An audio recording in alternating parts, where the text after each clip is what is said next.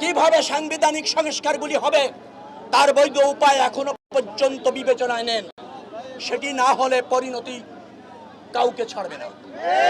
রাজপথ গত 17 বছর আমাদের ঠিকানা নয়, প্রতিষ্ঠার পর থেকে বিএনপির ঠিকানা রাজপথ। এদেশের গণতন্ত্র ফিরে এনেছে বিএনপি, স্বৈরাচার বিরোধী আন্দোলন করেছে বিএনপি, অবৈধ সরকার ও নির্বাচনের সরকারের বিরুদ্ধে প্রতিবাদ করেছে বিএনপি। 17 বছরে আন্দোলন সংগ্রাম করে এই 24-এর গণঅভ্যুত্থান সফল করেছে বিএনপির সব শ্রেণী পেশার মানুষ এবং নেতাকর্মী।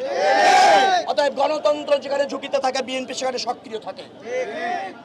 যখন সাংবিধানিক সংস্কারের নামে জনগণের উপর আস্থা না রেখে কোন সিদ্ধান্ত, কোন দল বা গোষ্ঠীর সিদ্ধান্ত চাপিয়ে দেওয়া হলে বিএনপি তা প্রতিরোধ করবে, প্রতিবাদ করবে।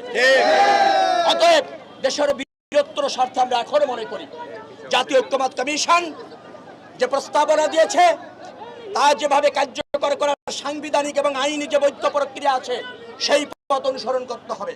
তার বাইরে যদি ঐক্যমত্য কমিশন চেষ্টা করে আমাদের প্রতিবাদ প্রতিরোধ করে আমরা এই অন্তর্বর্তীকালীন সরকারকে বাধ্য করার পরিবেশ যাতে না হয় আমরা সেটা চাই।